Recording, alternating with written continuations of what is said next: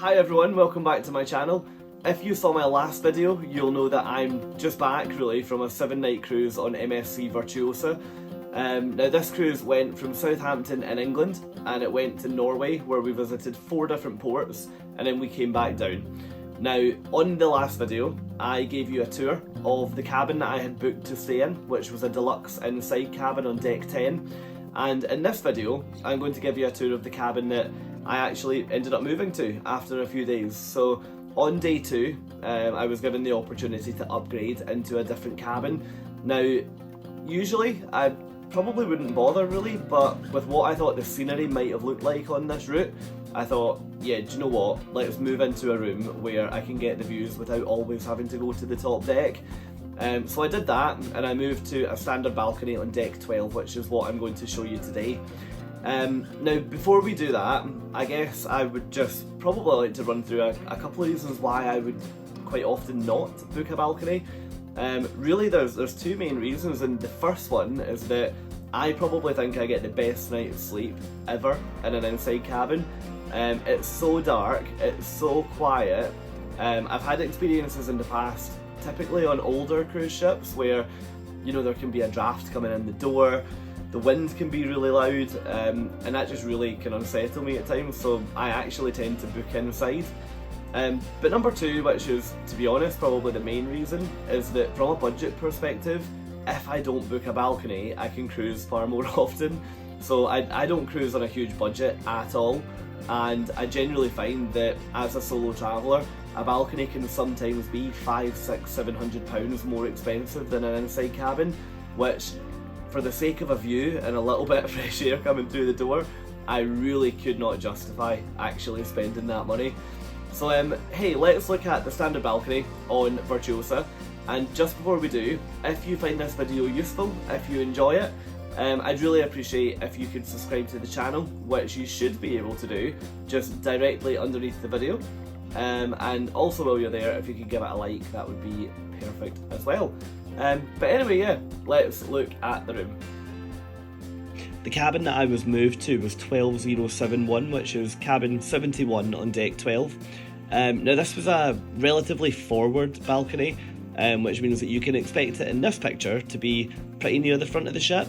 Now some people tend to complain about the movement up there, but to be honest, on a route like this, you're in the fjords for multiple days, so you're not getting exposed to the same type of ocean currents that you would out in the sea. But anyway, moving into the room, you can see here that it's actually a pretty long room. I would have liked it to have been a little bit wider. I felt as though it was yeah, a bit thin at times, but it follows that formation of having the bed at the front closest to the door and then the sofa out towards the window. Now over on the right hand side you've got loads of storage and loads of desk area, and on there you've got your Zoe speaker, which we covered in the other video, which was like the equivalent of a wireless speaker, and then you've got all of your usual paperwork that you would find with MSC when you embark the ship. Now at the end of the desk you've got a kettle, and you've also got tea and coffee, which I said before, they tend to take this away if you're not sailing out of Southampton, so if that's the case and you want a cup of tea or a coffee in the morning, then it's definitely worth requesting that, and they'll usually put it back into your room, so that's great.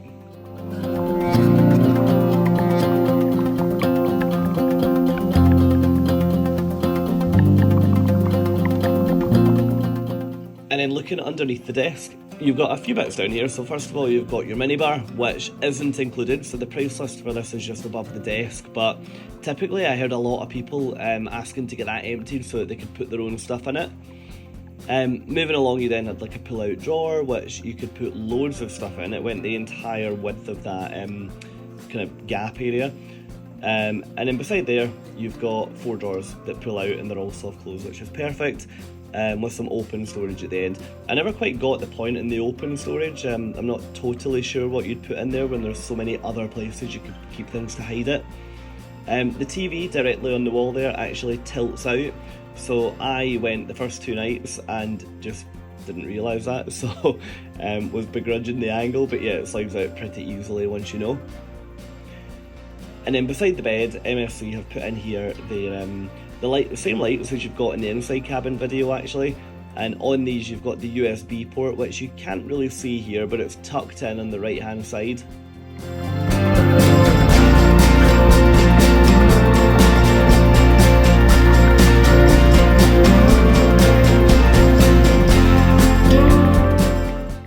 Now coming over to the other side of the room, we can, I guess, look at the storage that's available in here. So you've got this double wardrobe set up, so on the right hand side you've got plenty of hanging space, and then at the bottom you've got like two separate kind of smaller sections at the bottom. Again, I'm not sure what they're for. I tended to keep shoes and stuff in there, but not really sure. And over here you've got all your separate sections with your safe that's free of charge to use as well. And at the bottom you've got a couple of drawers, just like over on the other side. So personally I found this loads for me. Again, can't comment what this would be like for two, because there was only one of me in here. But yeah, maybe let me know in the comments if you reckon this would be enough storage for you and someone else. Climate control in this room operates exactly the same as the other one, where the temperature just goes up or down. Usually I get so annoyed with that because it means that it's on all night, but this one actually did turn off at temperature. You've got your housekeeping lights under there, followed by your keycard electricity slot, and then your light switches at the bottom. But going into the bathroom, this, if you've seen my last video, this is pretty much identical. In fact, I think it actually is completely identical. I don't think there's a single thing in here that's different to what was available in the inside cabin. This is one area that MSC actually do particularly well. I love the fact they have got so much storage in here, and the biggest plus point for me is that there isn't a shower curtain. I hate a shower curtain on a ship. They're never comfortable and they're always flying about if you get any form of rough sea, so yeah, this is perfect. In here you've got a washing line at the top, so if you need to hang anything up, that's totally fine.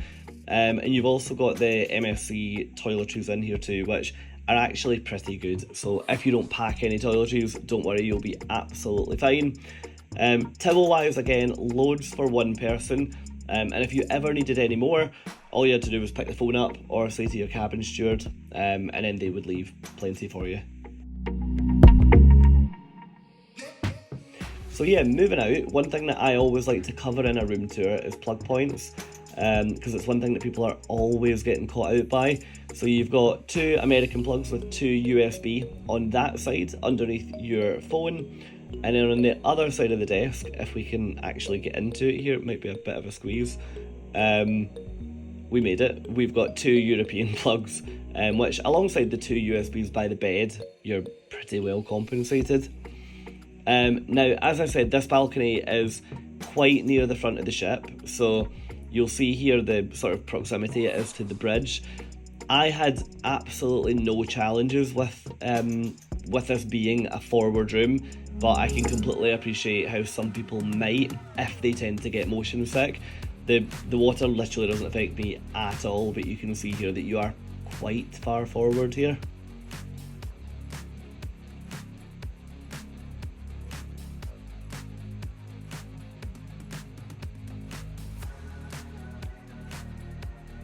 Perfect. Well, hey, look, that is a quick tour of cabin 12071 on MSC Virtuosa, which is a standard balcony cabin.